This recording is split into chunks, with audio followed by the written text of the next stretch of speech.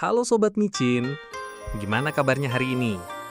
Semoga kalian semua selalu sehat, semangat, dan bahagia ya di tengah kesibukan kalian masing-masing.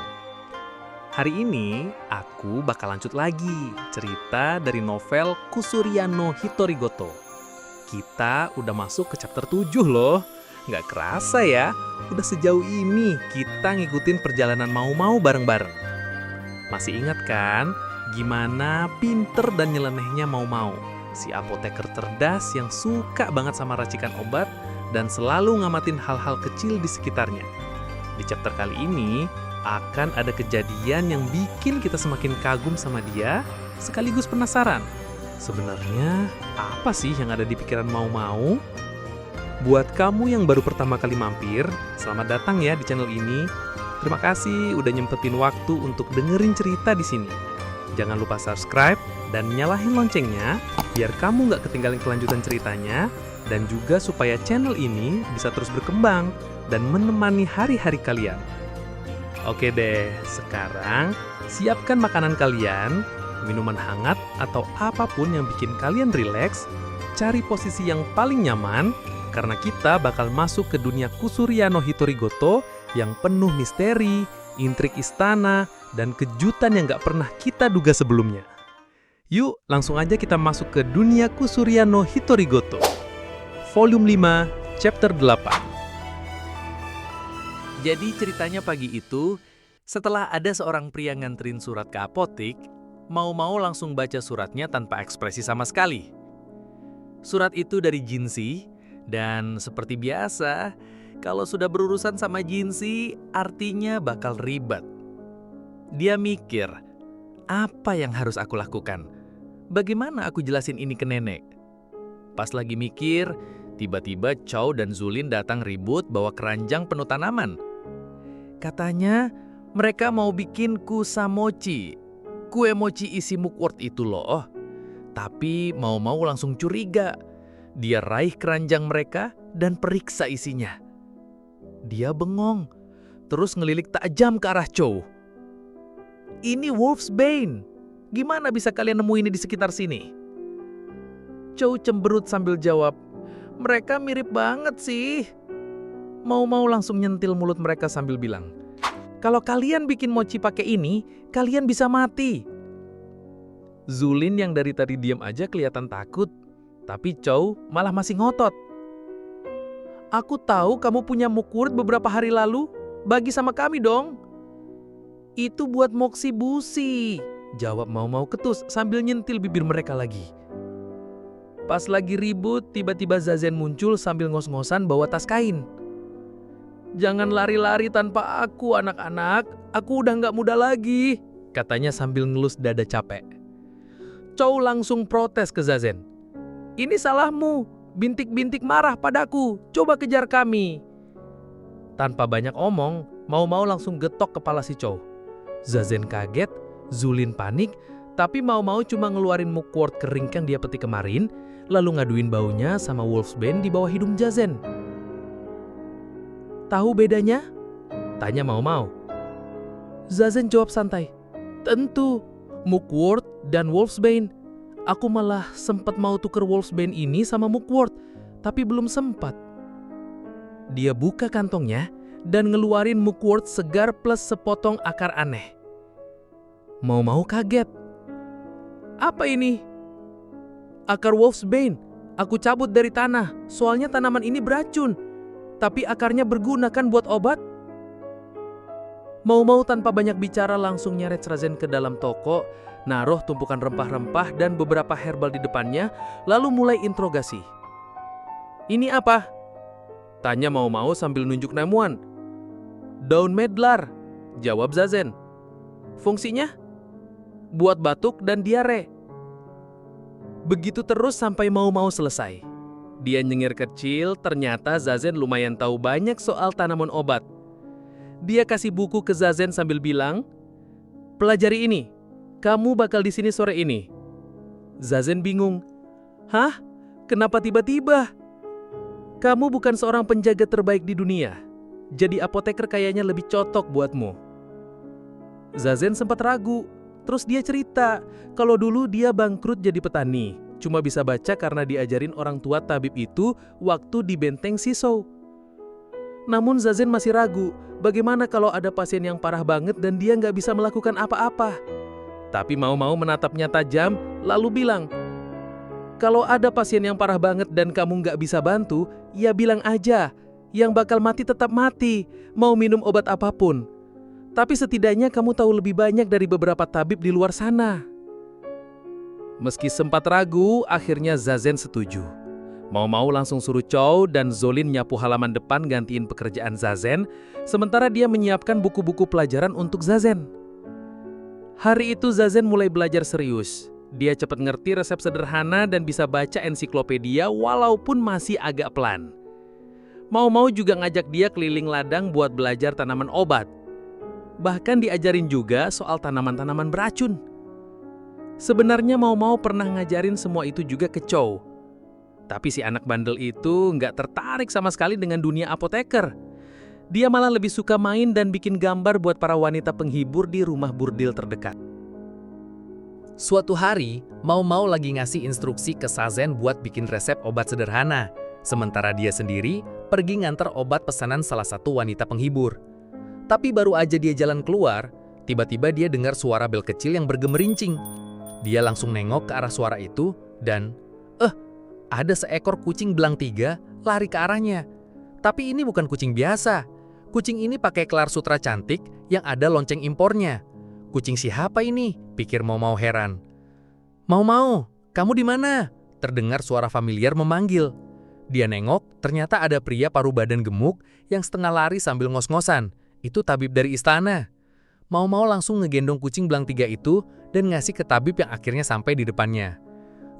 Nona muda, sudah lama tidak bertemu, katanya sambil terengah-engah. Iya tuan, tapi kenapa tuan ada di sini? Tanya Mau-mau bingung. Soalnya, kucing dan tabib ini seharusnya ada di belakang istana, bukan di distrik kesenangan. Tabib itu cuma senyum kikuk sambil berusaha tarik napas. Mau-mau akhirnya ngajak dia balik ke apotek dan bikinin teh dingin biar dia tenang dulu. Setelah minum dalam sekali teguk, tabib itu mulai bisa bicara. Tapi Mau-mau langsung nanya, kalau boleh saya tanya, kenapa tuan bisa ada di sini? Tabib itu malah kelihatan ragu. Mau-mau kasihan liatnya. Dia tahu, tabib ini orang baik, tapi nggak banyak orang yang menghargai dia. Posisi Kasim juga nggak mungkin gampang cari kerja lain kalau sampai dipecat. Mau-mau akhirnya berusaha bersikap ramah. Tapi, tabib itu ngelus kumis tipisnya sambil bilang, saya pikir Anda salah paham, Nona. Tidak apa-apa, Tuan. Semua orang pasti pernah ngalami masa sulit. Jawab Mau-mau tetap lembut. Tabib itu cuma senyum kecil. Sementara itu, si kucing belang 3, namanya juga Mau-mau, sama kayak dia, malah lari masuk ke rumah Verdigris. Dia lari masuk celah-celah di antara kaki para wanita penghibur, terus nyelinap di antara kaki pelayan pria yang lagi nyiapin kamar. Sampai akhirnya dia sampai ke dapur tempat para anak-anak lagi makan siang. Di sana, dia ketemu Chow yang lagi asik makan ikan panggang. Chow ngelirik kucing itu sambil iseng bilang, "Ini yang kamu cari," sambil ngasih ikan pakai sumpitnya. "Mau." Kucing itu langsung nyamber makanannya. Kamu," protes Chow kaget. Ikan itu jatuh ke tanah dan langsung dilahap sama kucing Mau-mau. Chow cemberut lihat makanannya hilang. Nggak lama kemudian, tabib tua yang ngos-ngosan nyampe sambil teriak, "Jangan dimakan Mau-mau, jangan!" Chow melototin kucing itu sambil ngomel, "Kucing bodoh. Om siapa sih ini?" Dia melirik tabib tua itu. Tapi tiba-tiba dia bengong, matanya membulat ke arah Mau-mau. "Tunggu, Mau-mau, serius namamu sama kayak kucing ini?" Katanya sambil nyengir bebar. Bahkan Zulin yang tadinya diem aja ikutan ketawa kecil. Mau-mau cuma melotot kesal. Dia berhasil ngambil kucing belang 3 itu, tapi ya ikan panggangnya udah nggak bisa diselamatkan. Kucing itu udah ngunyah habis sambil mangap lebar. Chow menatap sisa makanannya dengan sedih, tapi di sisi lain, dia kelihatan penasaran banget sama kucing itu. Dia nyentuh telapak kaki kucing itu yang warnanya pink licin, terus dia berseru, "Wah, matanya berbinar kayak nemu mainan baru." Akhirnya mereka mutusin buat ninggalin kucing Mau-mau dulu di situ, bersama Chow dan Zulin. Mereka juga nitip pesan ke salah satu pelayan laki-laki buat ngawasin biar anak-anak nggak kena masalah karena megang kucing paling penting di istana. Pas mereka balik lagi ke toko, Mau-mau akhirnya sempat nanya ke tabib itu tentang apa yang sebenarnya terjadi. Tabib itu kelihatan gelisah sambil ngutak-ngatik kumis tipisnya. Dia bilang pelan, "Kamu tahu kan, Bisnis kertas keluarga saya. Iya tuan, jawab mau-mau sambil menatapnya penasaran. Tabib itu menarik napas panjang. Sebenarnya, alasan saya pulang karena ada sedikit masalah. Beberapa waktu lalu, katanya, dia dapat surat dari adik perempuannya. Isinya bilang kalau kualitas kertas yang mereka produksi tiba-tiba menurun. Masalah itu seharusnya udah kelar, tapi sekarang muncul masalah baru lagi.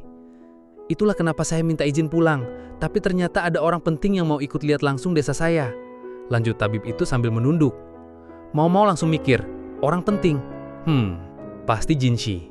Dia ingat, sejak dulu Jinshi emang suka sama proses produksi kertas. Dulu waktu dia masih nyamar jadi Kasim pun, dia udah tertarik banget sama hal kayak gini. Tapi tetap aja mau-mau penasaran, masalah apa sih yang sampai bikin Jinshi turun tangan langsung? Apa isi suratnya tuan? Tanya mau-mau pelan. Tabib itu kelihatan makin gak nyaman. Dia akhirnya bilang, saya nggak bisa jelasin di sini. Nanti saya ceritakan setelah kita sampai di sana ya. Mau-mau cuma ngangguk pelan. Dan tepat saat itu juga, suara kuda terdengar dari luar. Mereka nengok. Yang muncul adalah seorang pria muda, mukanya cantik banget, tipe ganteng klasik.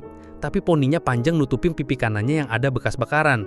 Mau-mau langsung tahu siapa dia. Oh, nggak buruk, pikir mau-mau sambil nyengir kecil. Pria itu sebenarnya Jinshi yang lagi nyamar. Dulu dia pernah datang ke rumah Verdigris pakai penyamaran ini juga. Kalau dia diam-diam sambil minum anggur, nggak ada yang bakal nyangka dia itu Jinshi. Luka bakar palsunya nutupin bekas luka asli, dan penampilannya juga jauh lebih biasa dari biasanya. Mau-mau ingat, dia sendiri yang pernah ngajarin Jinshi cara nyamar kayak gini. Dan sekarang, dia lihat Jinshi memanfaatkan pelajaran itu dengan sangat baik. Sementara itu, tabib yang berdiri di samping mau-mau cuma bengong. Dia nggak sadar kalau pria yang di depannya ini sebenarnya bangsawan penting. Di sisi lain, Basen sedang menyamar jadi bangsawan penting. Dia berdiri di samping Jinshi. Kelihatannya dia agak nggak nyaman pakai pakaian kayak gitu. Biasanya dia jadi pengawal, sekarang malah nyamar jadi bangsawan. Akhirnya Basen buka suara. Apakah Anda sudah siap untuk pergi? Mau-mau kaget. Sekarang, tanyanya. Ya, kami sudah menyiapkan semuanya untuk Anda, kata Basen lagi, suaranya tegas. Mau-mau ngehela napas. Ya ampun, mendadak banget. Sebenarnya, surat tentang masalah di desa kertas itu udah sampai beberapa hari lalu, tapi nggak ada yang kasih tahu tanggal pastinya kapan berangkat. Dia juga nggak nyiapin apa-apa. Basen cuma bilang pelan, kita nggak punya banyak waktu. Masalah ini butuh penanganan cepat.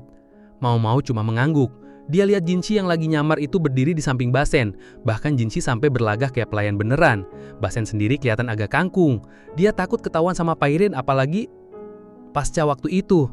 Apapun alasannya, sepertinya Jinshi lagi persiapan banyak hal, pikir mau-mau. Dia tahu, di istana masih ada banyak urusan yang harus Jinshi selesaikan. Dan walaupun sekarang Permaisuri Gyokyang sudah punya anak laki-laki sebagai pewaris tahta, dan Selir Liwa juga baru melahirkan putra, kaisar mereka masih sehat dan kuat. Jadi kemungkinan besar, tahta tetap aman sampai anak-anak itu dewasa. Tapi tetap aja, mau-mau nggak suka mikir yang aneh-aneh. Dia cuma narik napas panjang dan bersiap. Yah, mau nggak mau, perjalanan ini pasti bakal panjang dan melelahkan. Setelah 2 hari perjalanan ke barat naik kereta kuda, akhirnya mereka sampai juga di desa kampung halamannya si tabib. Desa ini letaknya dekat pegunungan dan hutan, di hilir sungai besar yang ngebelah negara jadi 2. Parit-parit di sana ngikutin aliran sungai. Tapi yang tumbuh di ladang kok cuma rumput liar ya? Mau-mau nicatin ladang-ladang itu dengan seksama. Si tabib, yang emang suka banyak ngomong, langsung ngejelasin dengan baik hati.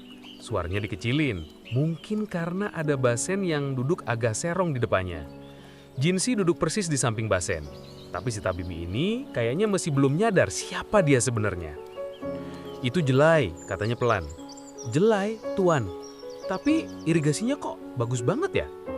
Mau-mau ngeliatin parit-parit yang mengelilingi ladang itu. Padahal setahu dia, jelai nggak butuh air sebanyak itu. Sementara itu, si kucing mau-mau lagi duduk manis di kakinya. Dia kelihatan capek gara-gara lama di kandang selama perjalanan. Kadang dia naik ke pangkuan si tabib, kadang ngintip keluar jendela.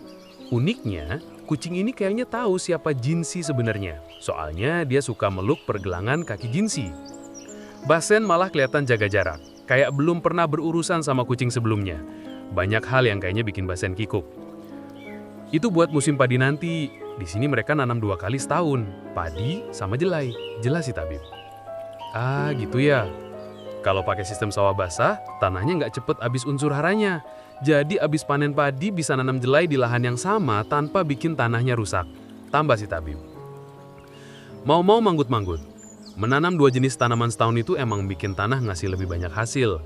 Tapi kalau nggak ada air yang cukup, tanahnya malah bisa habis unsur haranya. Untung di sini airnya melimpah, jadi cocok banget buat sistem tanam kayak gitu.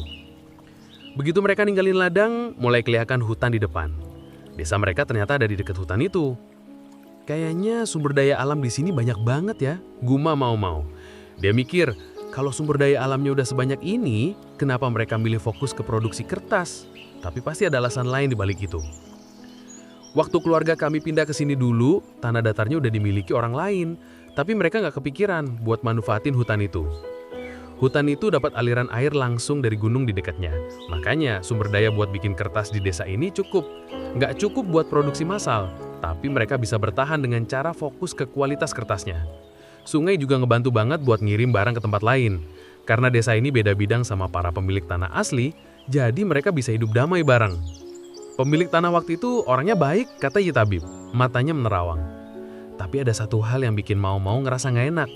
Pas mereka lewat ladang tadi, dia sempat ketemu tatapan seorang petani yang lagi nginjek-injek tanaman jelai. Sebenarnya itu cara buat supaya butiran jelainya makin kuat. Tapi cara dia ngelakuinnya kelihatan kayak lagi marah. Tatapan matanya tajam dan suram banget. Mau-mau pura-pura nggak lihat.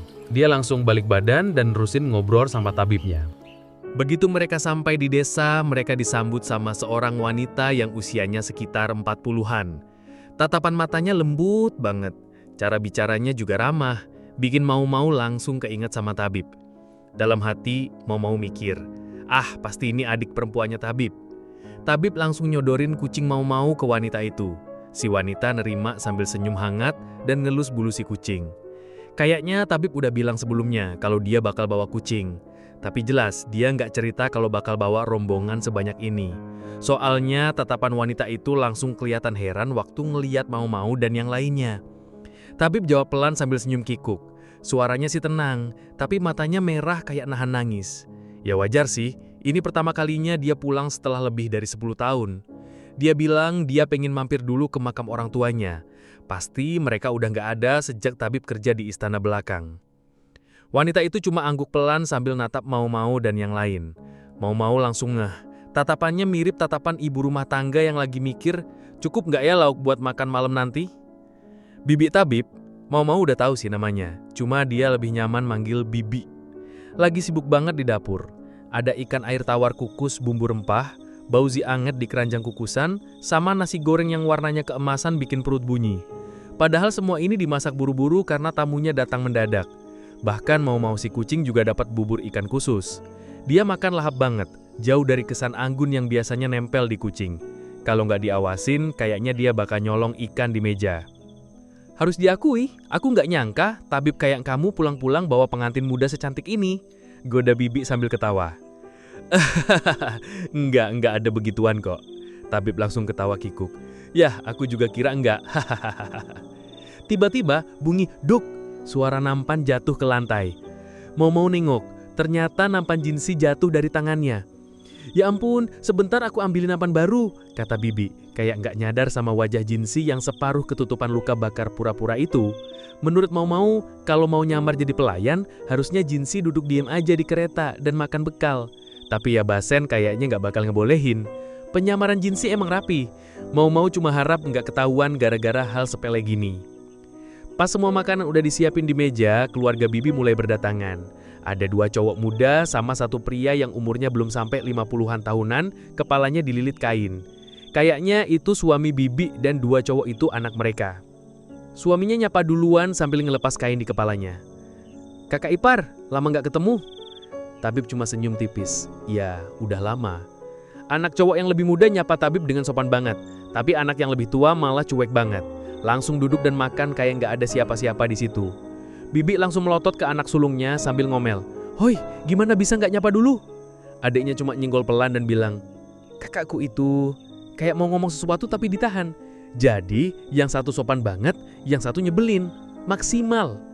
Si kakak buka bauzi, gigit isinya yang penuh daging babi. Mau sampai ngiler ngelihatnya dari jauh. Si kakak nyeletuk sinis. Disuruh hormat sama paman.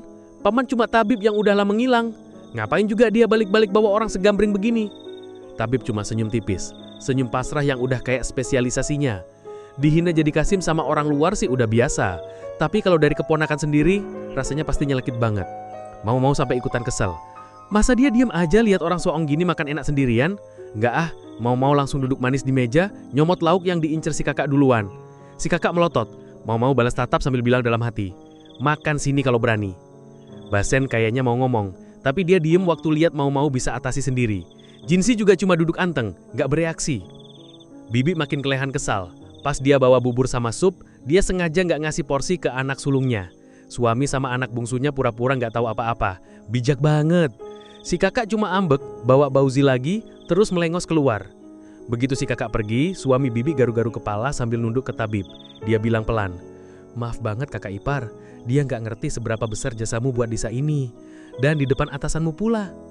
Tabib cuma jawab pelan sambil tetap senyum. Nggak apa-apa, aku udah biasa. Meskipun matanya kelihatan sedih sedikit. Dia sempat ngelirik Basen. Mau-mau langsung nyubit Basen pelan di sampingnya. Basen kaget dikit, terus buru-buru ngomong, kami yang harusnya minta maaf, datangnya mendadak begini. Syukurlah Basen masih punya sopan santun kalau udah kepepet. Mungkin juga karena Jinsi dari tadi menatap dia dengan tatapan tajam kayak mau ngebunuh.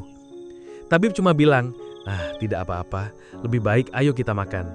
Terus dia langsung nyerubut bubur pelan. Tapi mau-mau tahu banget, kalimat udah biasa itu rasanya pahit banget buat Tabib. Soalnya, demi nyelamatin adiknya dari dijual ke istana, Tabib rela nyerahin dirinya sendiri jadi Kasim. Padahal, orang tua mereka jelas-jelas lebih mihak anak cowoknya. Tapi kayaknya kamu nggak cuma mau makan bareng kan? Kata tabib pelan. Suasana langsung hening. Mau-mau cuma lanjut makan, ikannya empuk banget sampai dia pengen nanya resep Bibi nanti. Suami Bibi naruh sumpitnya, menatap tabib, lalu menunduk pelan. Kakak ipar, katanya kamu tabib terkenal sekarang, sampai bantu lahilin anak kaisar. Bisa nggak minta tolong? Hah? Anak kaisar? Yang bantu kan Lumen, ayah angkatnya. Tapi ya, tabib memang suka nambah bumbu pas nulis surat. Mau-mau diam aja, pura-pura nggak tahu apa-apa. Basen berkerut, Jinsi juga kelihatan bengong. Tabib naruh sumpitnya pelan, senyum pasrah. Minta bantuan kaisar langsung. Mana mungkin? Bukankah katanya kamu dekat sama selir kerajaan? Nggak mungkin lah. Ngobrol sama kaisar langsung aja cuma segelintir orang. Mau-mau sendiri pernah dikasih kesempatan beberapa kali, tapi itu pun karena keadaan khusus banget. Kalau dibiarkan, tabib bisa beneran merasa harus nurut. Basen juga kadang jawabnya kaku. Mau-mau akhirnya motong ngomongan mereka. Dulu ada tabib iseng, nyampur urusan yang nggak perlu di istana, akhirnya dihukum terus diusir. Katanya sih karena kebanyakan tahu hal yang bukan urusannya.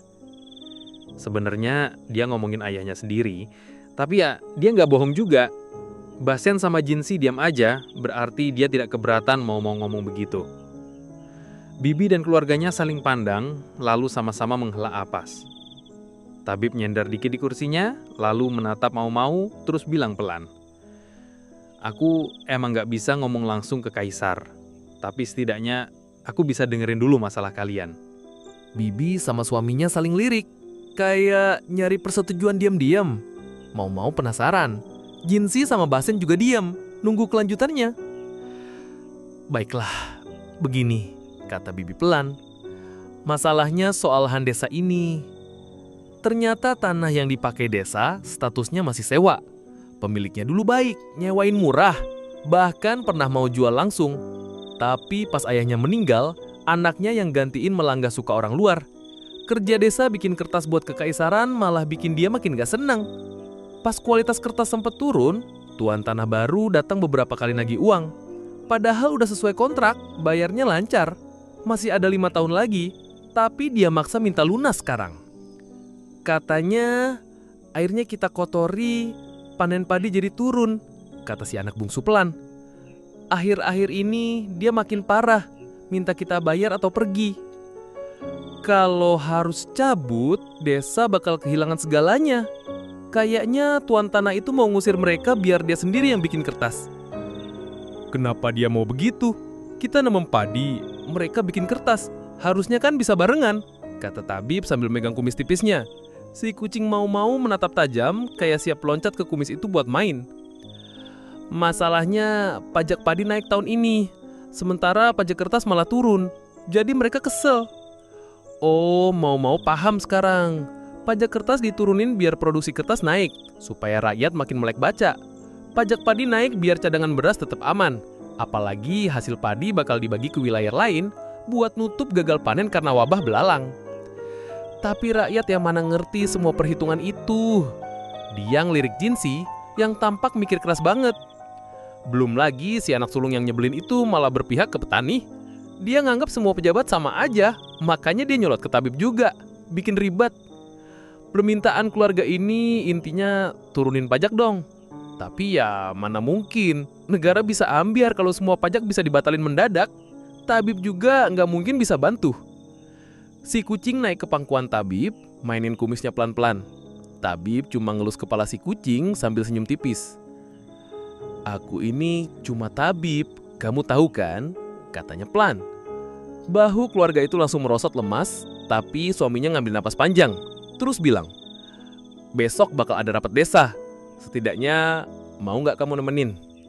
Ya cuma itu yang bisa aku lakukan. Tabib lihat mau-mau, terus basen. Tatapannya seolah bilang, aku butuh bantuan kalian. Aku ikut juga boleh? Tanya basen. Nada bicaranya santai tapi matanya serius. Aku cuma mau jadi saksi. Kalau ada yang mulai main kasar, aku bisa bantu ngimbangin. Suami Bibi tampak ragu sebentar, tapi akhirnya mengangguk. Aku ikut juga pastinya, kata tabib terdengar sedikit lega. Mau-mau cuma diem sambil ngelus mau-mau, si kucing yang udah anteng di pangkuannya. Dia nggak yakin bisa bantu banyak, tapi dia penasaran juga gimana akhirnya semua ini bakal selesai. Dan itulah cerita kita hari ini. Semoga kalian terhibur dengan kelanjutan kisahku Suryano Hitorigoto kali ini ya. Gimana menurut kalian? Ada nggak bagian yang bikin kalian kagum atau malah gregetan sama Mak Omao hari ini? Coba tulis pendapat kalian di kolom komentar. Aku selalu senang baca respon kalian. Kalau kalian suka dengan konten kayak gini, jangan lupa untuk like dan share ke teman-teman kalian ya, biar kita bisa sama-sama ngobrolin cerita seru ini bareng-bareng. Terima kasih sudah mendengarkan sampai akhir Sobat Micin. Sampai jumpa di cerita selanjutnya. Jaga kesehatan kalian dan semoga harimu selalu menyenangkan.